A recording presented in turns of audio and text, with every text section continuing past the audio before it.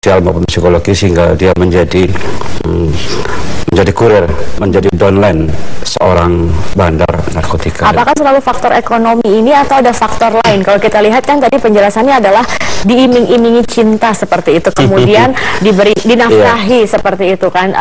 Apa hanya karena faktor ekonomi atau kalau melihat dari situasinya apa pendorongnya ini? Dari data memang sebagian besar perempuan-perempuan yang menjadi kurir itu adalah karena faktor ekonomi, diiming-imingi imbalan yang cukup besar. Tapi yang sangat aneh kemarin yang ditangkap adalah iming-imingnya bukan ekonomi, bukan uang, tapi iming-iming cinta kan. Jadi itu menjadi bahan menjadi bahan tertawa oleh teman-teman media pada saat rilis. Apa yang menyebabkan kamu tertarik? Karena saya diiming-imingi cinta. Tapi yang lain mengatakan ekonomi. Karena kebetulan yang menjadi sasaran para bandar itu adalah perempuan-perempuan yang status janda, status ekonomi dan sosial termasuk psikologinya yang tidak begitu mapan.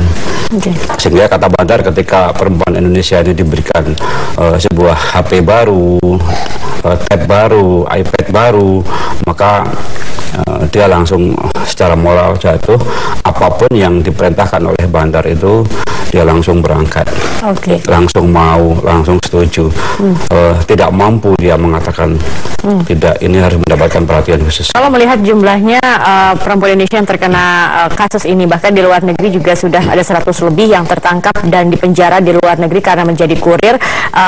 Bagaimana modus dari jaringan Nigeria ini untuk mendapatkan perempuan Indonesia? Apakah tadi dikatakan ada media sosial, sosial media seperti itu, atau ada cara-cara lainnya? Ini apa?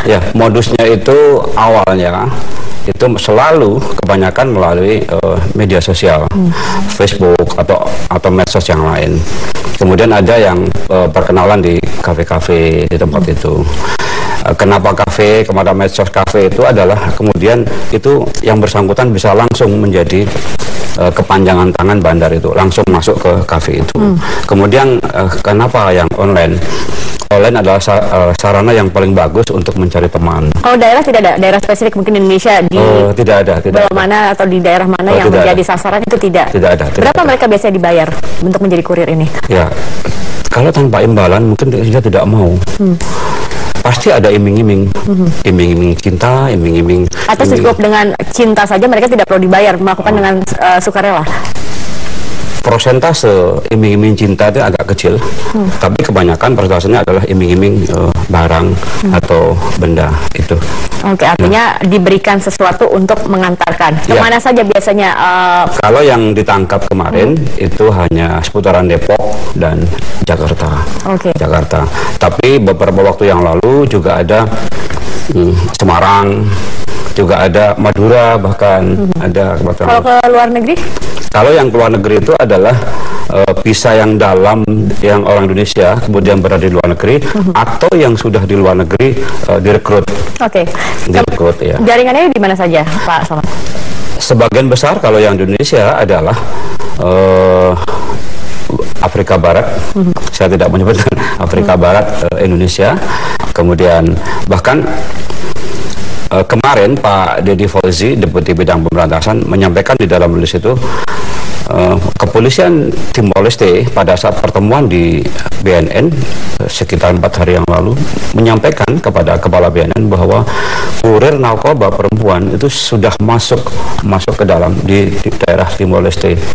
Artinya memanfaatkan perempuan-perempuan sebagai kurir sudah menjadi modus operandi yang luar biasa. Dan wanita Indonesia terkenal sebagai kurir. Ya, wanita Indonesia cukup terkenal di kalangan teman-teman tersangka Nigeria untuk memanfaatkan kurir-kurir perempuan sebagai downline dia, sebagai kepanjangan tangan dia itu. Nah kalau kita melihat kemarin dikatakan bahwa harus lebih berhati-hati kepada pria-pria khususnya jaringan dari Nigeria ini seperti. Tetapi ada tidak sih dari BNN ataupun juga pihak terkait untuk misalnya ketika mereka datang ke Indonesia, pria-pria ini yang disaring lebih detail lagi siapa mereka untuk mencari proteksinya seperti apa? rekan-rekan yang dari imigrasi dan bea cukai sebenarnya sudah melakukan semua tupoksi dia untuk menyaring orang-orang luar ke dalam. Tapi kan kita lihat kenyataannya masih banyak saja. Seperti apa itu. yang berarti yang salah atau mereka pekerjaannya tidak jelas, tapi kehidupannya cukup lumayan. Ketika ditanya, diinterogasi di dalam berita acara pemeriksaan, mengatakan komputer, kemudian alat-alat mobil, kemudian barang-barang tanah abang dijual, dibeli, diborong, kemudian dikirim ke negaranya. Mungkin kewaspadaan perlu ditambah, biaya untuk filter di bandara juga perlu ditambah, atau alat-alat yang khusus perlu juga ditambah. Orang-orang yang paham soal psikologi perorangan ketika masuk ke dalam wilayah Indonesia juga harus bagaimana dengan perempuan sendiri, dan juga bagaimana dengan saat ini perempuan-perempuan Indonesia yang dipenjara di negara lain dan sedang menghadapi kasusnya, sudah sejauh mana mungkin proteksi atau juga penanganannya?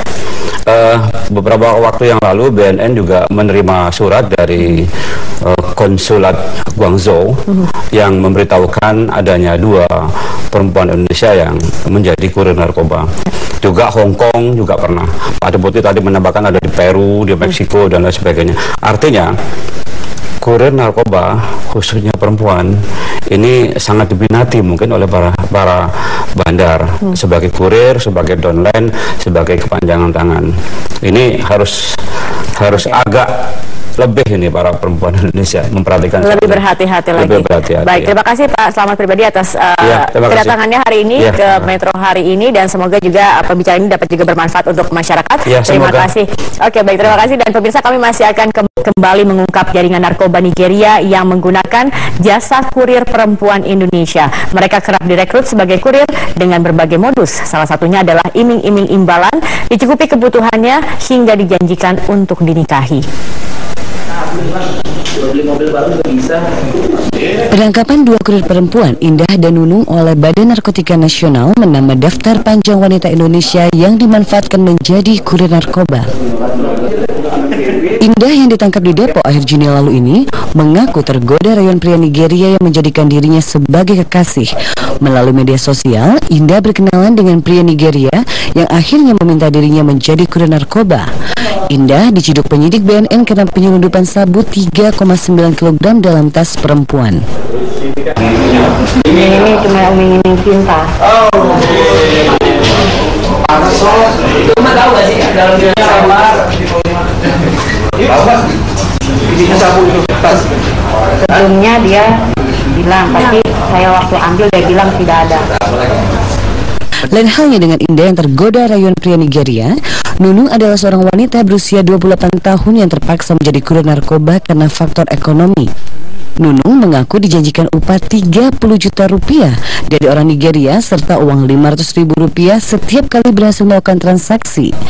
Nunung pun menerimanya tanpa menyadari ancaman hukuman yang menanti dirinya. Ya, saya kan udah setahun nggak kerja ya Pak ya.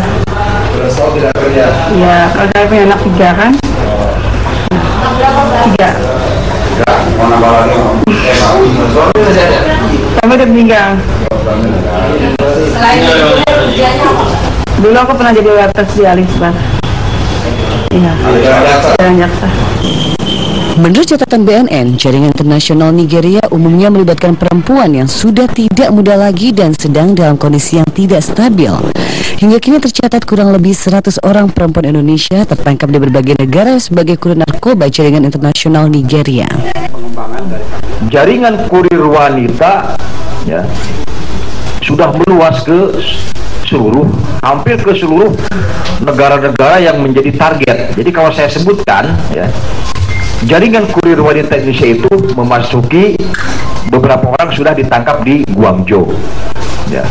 Kemudian ada yang ditangkap di Filipina, ada yang ditangkap di Peru, ada yang ditangkap di Kolombia, ada yang ditangkap di Bangkok. Ya. Kemudian ada yang ditangkap di Tokyo. Jadi tidak bisa lagi dianggap sebagai hal yang remeh itu kan, tertangkap itu kan. BNN menghimbau masyarakat agar lebih waspada terhadap upaya sindikat narkotika yang kerap merekrut perempuan Indonesia dengan modus imbauan tertentu.